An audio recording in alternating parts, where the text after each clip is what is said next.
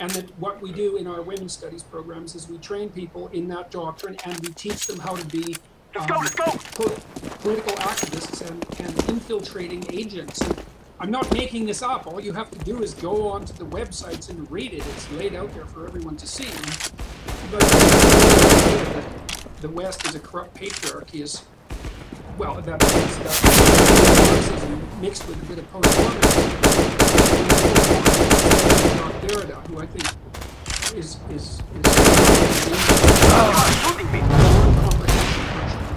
driven by resentment, very, very smart, very, very treacherous. He basically claimed that the only reason that he to begin with is to exclude. The thing is that it's very difficult to exclude. And they can be misused for purposes of exclusion, which is what unfair discrimination constitutes. And it's unfair when you deny someone a position that they're competent to occupy for reasons that have nothing to do with the issues at hand, right? That's kind of discrimination. But very good shot. The idea of categorization itself, the purpose of categorization is to exclude in a discriminatory fashion. It's an assault. It's truly an assault on reason itself. Because we categorize. We're not that bright human beings, and there's lots of world out there, and so we categorize the world so that we can act in it properly, and to equate the very act of categorization with discrimination is, well, that's what the right. It strikes me as incredibly different. We categorize because you make value judgments on people's behavior, their thoughts. Right? We categorize them as good, bad, or indifferent, or whatever it may be. You're a better athlete, whatever it is. If you didn't do that, then that sort of amorphous. That's what they want us, right? Yeah. Well, I think it is an assault on the idea of value judgment per se, because that's become a pejorative. That's a value judgment. Bomb has been defused. Yeah. I mean, counter-terrorists win. Value judgments are what provide life with meaning.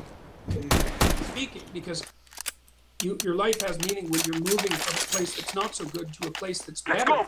That's what motivates you.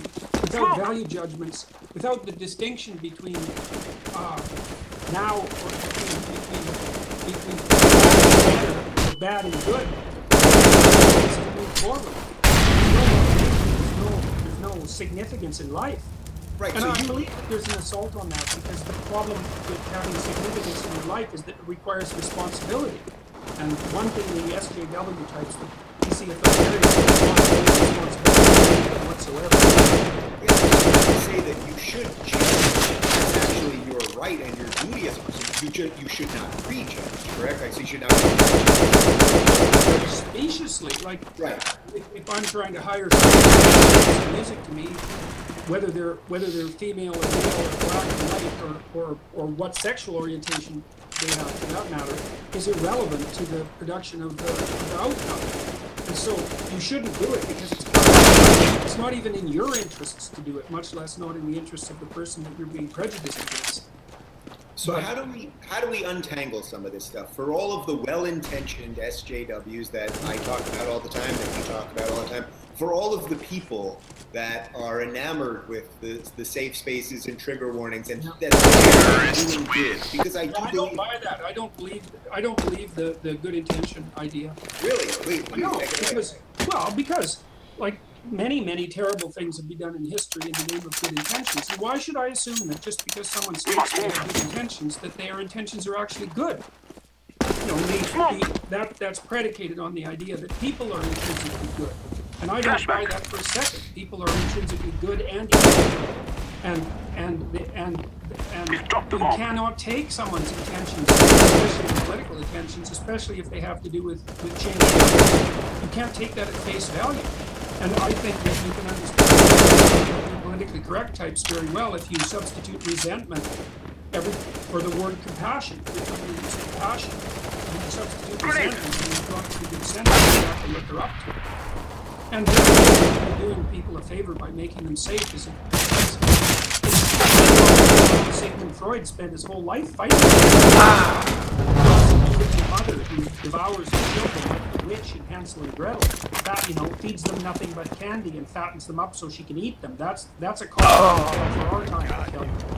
Is those people say, well, I did it with the best intentions. All I was trying to do was protect my children. It's like children aren't there to protect.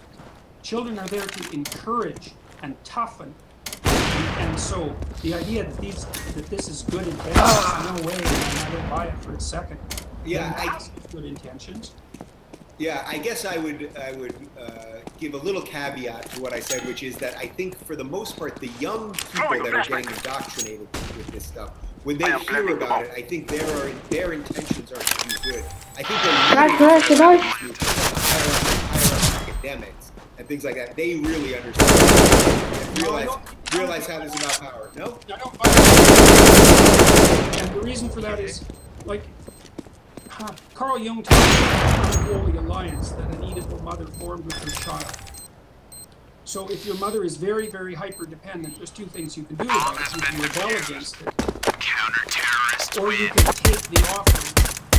And the advantage to taking the offering, that the alliance is basically, you never leave, and I'll never require that you do anything.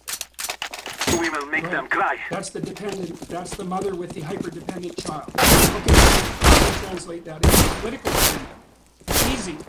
I'm going to teach you a political ideology, and it'll put you in a position of moral superiority. And it will require absolutely no responsibility whatsoever on your part, and you'll be able to demonize and victimize people and have a place where you can vent your resentment and spleen. And so that's what's happening with the young people. I mean, I don't want to make it, I don't want to be over-categorical about it. I know that people get confused, but I don't think that there's any excuse for it. And I think that there's a corruption in the idea that what I should do as a political agent is change the rules, or even change the world. So if you want to take against the corruption of the world, then you should start by fighting against the corruption of the world. And that's a real battle. And that really requires responsibility. You should get rid of your fear. You should expand your skills. You should stop being an uncarved block. And you should stop being pathetic. You should start being attractive to people of the opposite sex. You should sharpen yourself up. And you should be bloody well. When you're 18 years old, you don't know enough about the world. You go out and radically reshape it. So they're being sold a bill of goods. There's no doubt about it. But the reason that it's so pernicious is because it appeals to the most hypocritical and deceitful and responsible element of young people. And of course, it's hard for young people to discipline themselves. And it's a long way up back into the middle class. So it's a struggle that requires responsibility and courage to place yourself in the world as a productive citizen. It's a hell of a lot easier just to abandon that and complain about the entire structure of society. Yeah, it's interesting. I didn't think we were going to go exactly in this direction, but you're really giving the best argument for liberty and for individualism over collectivism. Yeah, well, this is it. This is absolutely individualism versus collectivism. I was interviewed by a young journalist today from Carl. She asked me very well if I find white privilege, and I thought, it's a question I find I find it appalling. It's an appalling. She's a second-year political science student. She had no idea about the history of the Soviet Union. I asked her how many people were killed in the repression of the Soviet Union. She had no idea. She had absolutely no idea. She guessed 1 million people, which meant she was out by a factor of about 50. Right. And she had never heard of the problem with the idea of collective group-based guilt. And one of the by which the Marxist doctrine was transformed into the murderous outcomes in the Soviet Union was to play collective guilt games. The Soviets killed all their productive farmers in the late 1920s because they regarded them, anybody who owned a house, these were people who were serfs like 30 years before. Some of them had clambered up the peasant ranks so that they maybe owned a brick house and could employ one person and had a cow and some, and the field or two. But they were producing all of Russia's agricultural output. And it's because a small minority of people also always produce. So they ask you how you are, you just have to say say that you're fine when you're not really fine. You just can't get into it because they would never understand. Starve to death. So this idea of collective guilt, and then the fact that someone can come right out and We shall question rule today. privilege, if that isn't racism, I've never. Should we just rush mid? Catwalk. Smoke! I'm throwing smoke. Throwing fire. Burn!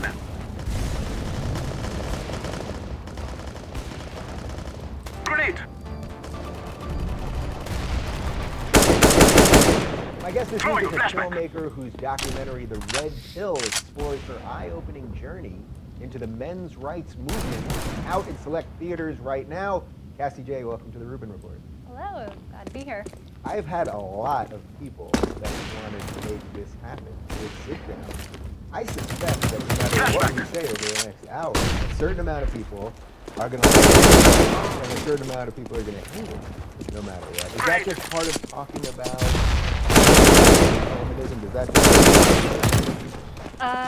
Yes, definitely. I mean, men's rights especially, just talking about men's issues. There's ruffles, and it's partly why I wanted to film. Yeah, so let's talk about you a little bit and your journey before we get into the film specifically. So tell me a little about yourself. Were you always interested I know your evolution happened during the course of the film, but just tell me a little bit about growing up. Okay, well, I'm 30 right now. I started making films when I was 21 years old, directing documentaries, and I've always been interested in gender issues and sexuality. So my first film was about sex education in America, and it's called Daddy I Do. And that feature documentary really focused on women's rights and women's issues, reproductive rights, and single motherhood.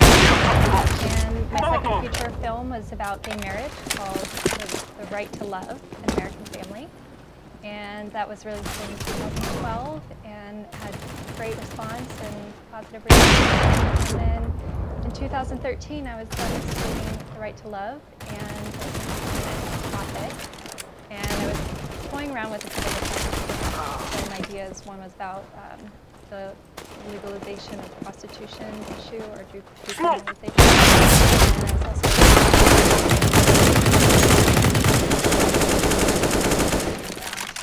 came around.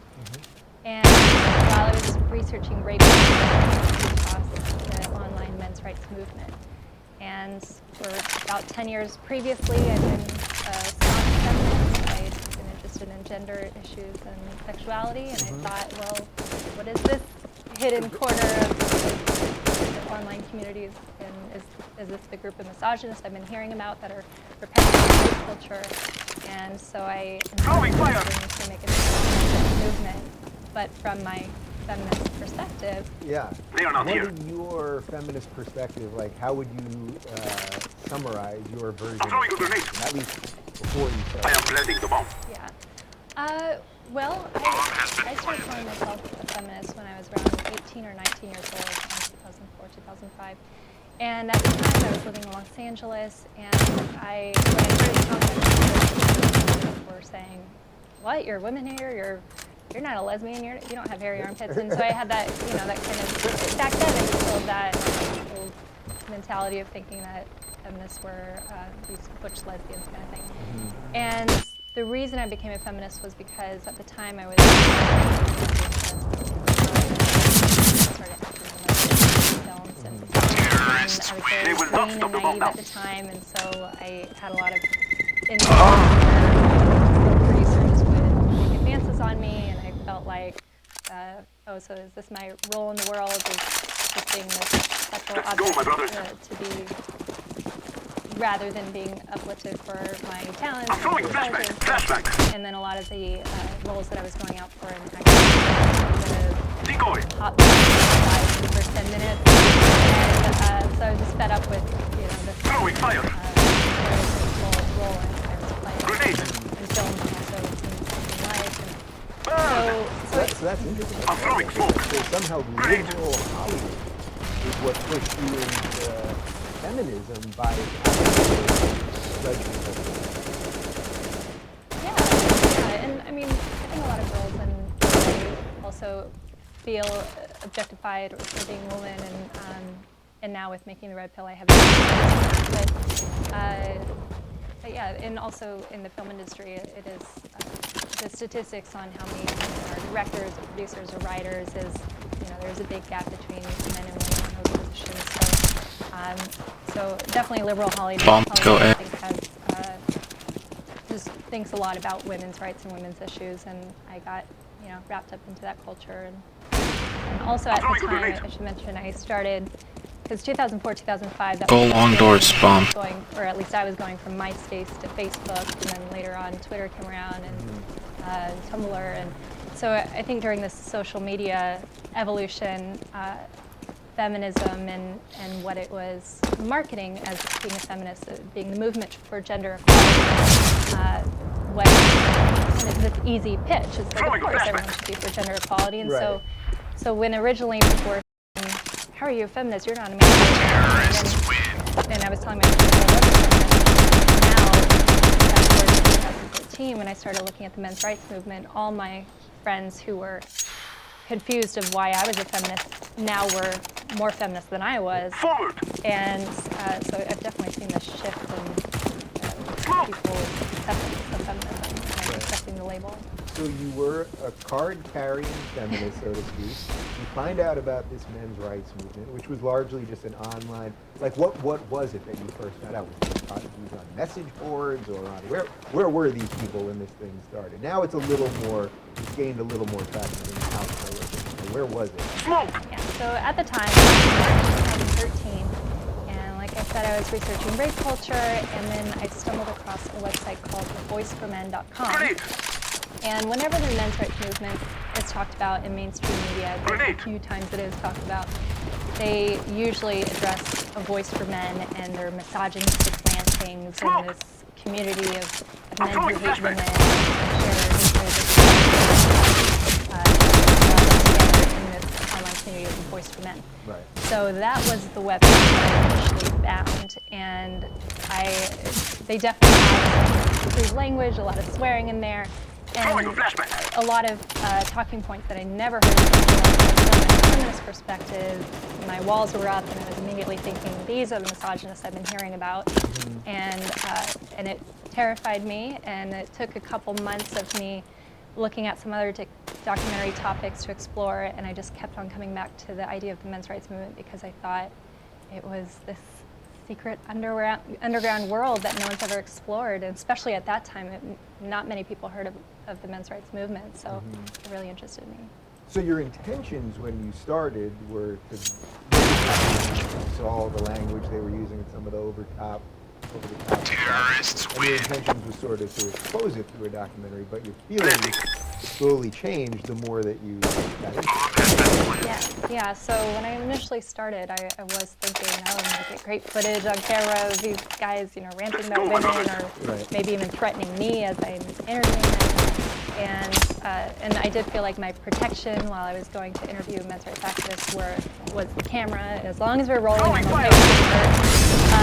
And then, and also having my crew there, I did feel protected, but at the same time, I've been hearing that these men hate women, that they harass women, that they dox women. So that's what I was expecting going into interviewing them, that I was going to see footage of them. Was it hard to find people? I know the online, especially in something like a topic like this, the online world versus the actual world sometimes have very little connection. Oh yeah, I mean the online world is you might as well be awesome.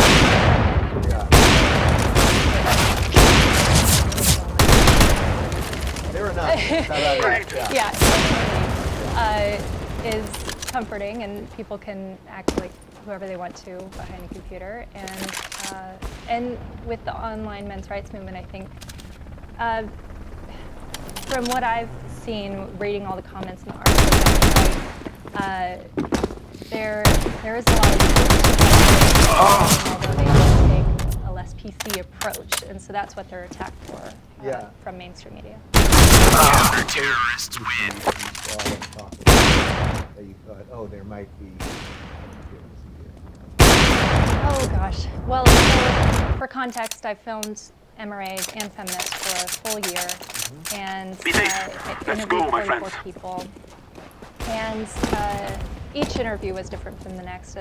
Personality types, some jived Throwing a very flashbang. well, and others I couldn't Sure. quite connect with. But each interview I Throwing had, fire. we went over all the issues, and my understanding of each issue evolved over that amount of time, and also watching the footage back while I was editing the film. But domestic violence was a big one that really got me thinking. Just the amount of support, I'm throwing smoke. financial support, emotional support, cultural support for female victims of domestic violence versus men is staggering. And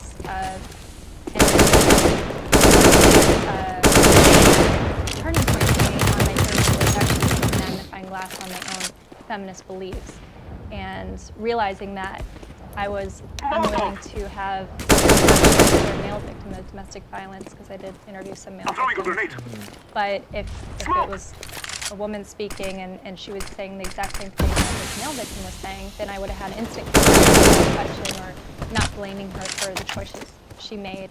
Whereas with these male victims, I found myself saying, well, why did you get into this relationship with a woman who obviously had a lot of red flags going into it, and why didn't you leave? And I'm so throwing smoke.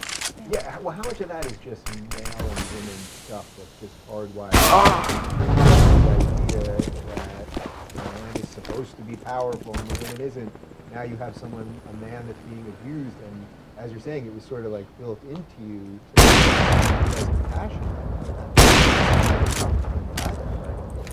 yeah, and so often within feminism, we talk about double standards, that if you call a guy a player or cool if he dates a lot of girls and then a girl a slut. And so within feminism, we constantly talk about double standards, but then I ended up seeing all these double standards within myself when addressing men's issues. And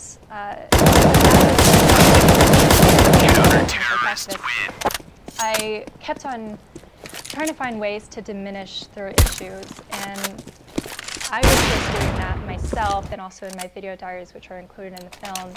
But then once I got past the point of making excuses for these issues and really... Was there a breaking point? I mean, was there really a moment where you decided, Throwing fire. You know, I think part of what gave me that breaking point was when I started to explain to my feminist friends Grenade. men's issues that I really did think they had the statistics to back them and the studies and to support what the MRAs are saying. And so then I would try to relay that message to my feminist friends, and then I saw their unwillingness to listen and just be dismissive towards these issues. And I realized I was doing that too, but I did have a breaking point where I started to think, no, we should, for instance, with suicide. 78% of all suicides around the world. And the common reaction you'll get from feminists is saying that more women attempt suicide. And what I learned from the men's rights movement is they aren't trying to dismiss women's issues, or they're not saying that no woman is ever raped or no woman is ever abused by their spouse, but they're trying to bring up issues that men face. But when you do that, instantly feminists, or even people who don't wear feminism on their sleeve, but just are the kind of mainstream liberal, you know, seemingly open-minded person. Seemingly open-minded, yeah. That seems to be a theme around a lot of the stuff I talk about, yeah. Seemingly. So we'll have these quick, responses that are, in essence, diminishing what the men's issue is. Like, more women attempt it. Yeah, still 70%. Domestic violence. 1 in 3 women within their lifetime will be a victim of physical abuse by a partner, men. And that's from the CDC, and it's very similar. We always hear about the 1 in 3 women talking about domestic violence, but we rarely hear about men. So when an MRA tries to bring up 1 in 4 men, immediately, yeah, but more women. Right. Okay, but we talk about that, and why are we so unwilling to? Let's go, Cat. Guys. Our need to, I always have this expression where everyone wants to be more aggrieved than someone else, so that it seems like their problems are worse, and then by being more aggrieved, they're somehow better. It's not like that. you weren't suddenly other problems, but for them, to acknowledge that would somehow diminish their own problems somehow, I suppose, in their mind, and that's kind of crazy. That's the whole conversation. Yeah, and it does turn into the tit for tat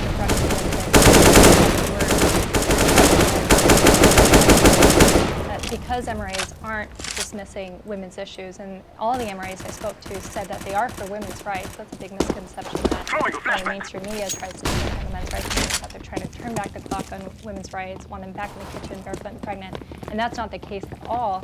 And I would actually say they're even going further into the gender equality discussion by adding men to the discussion. And but what was so fascinating about just the feminist ideology, and that was a word that I didn't connect with feminism many months into filming it, and when it finally clicked in my head that feminism is an ideology. And I would love for our culture to get to a point where we can distinguish between feminism and being for women's rights, because they are two different things. Feminism is a movement with a belief system, and not all people who say they are feminists, or not all people who are non-feminists are against women's rights. You can be for women's rights. Right. So do you think that the ideology of feminism, or the movement of feminism, kind of lost its way over the years? Do you think it's possible? I've had a few guests on here that have said, as things have gotten better for women, and as there is equality for women, you always have to find a new oppression for yourself, according to the Suppression Olympic scale. So you have to suddenly be more offended by words if actions aren't happening to you, and things like that. So do you think the movement kind of just lost? Terrorists win. I mean, I'll try to think back to my I don't think when I became a feminist around 2005, it wasn't as big as it is now, and I think social media has a large part to do with that. And it's almost gotten to the point where, this is a personal opinion, I don't think everyone would agree with this, but people want to bully you into labeling yourself a feminist. And I've heard some feminist women tell men, say, well, are you for gender equality? Or, oh, yes, I am. Well, then you're a feminist. And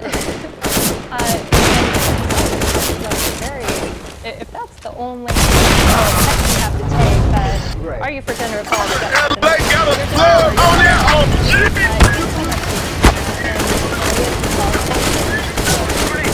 The ideology that all men I don't want it. I see you Kentucky. Fuck with me, she lucky. Talk to me about the biologically related gender roles. Because there is something to that. Men evolved to be the hunters and women were the gatherers. There is something there. That doesn't mean that obviously Terrorists win. What's wrong with my team? We've evolved to be different, right? And that's okay. Yeah, well, I mean, obviously, how you bear children is a big difference. And because women do carry the child and also breastfeed, that does change how relationships, the dynamics of the home and how you operate the home, that does change who's decided to be the breadwinner, and if someone's at your home, who's going to be that person. And feminism has tried to rewrite the script that the reason men go to work and women stay home is because of the wage gap, so therefore why should she be the breadwinner if she's going to make 77 cents to a man's dollar? That makes sense. So it's keeping her in the home because of this gender discrimination. But as I'm sure you know, the gender wage gap is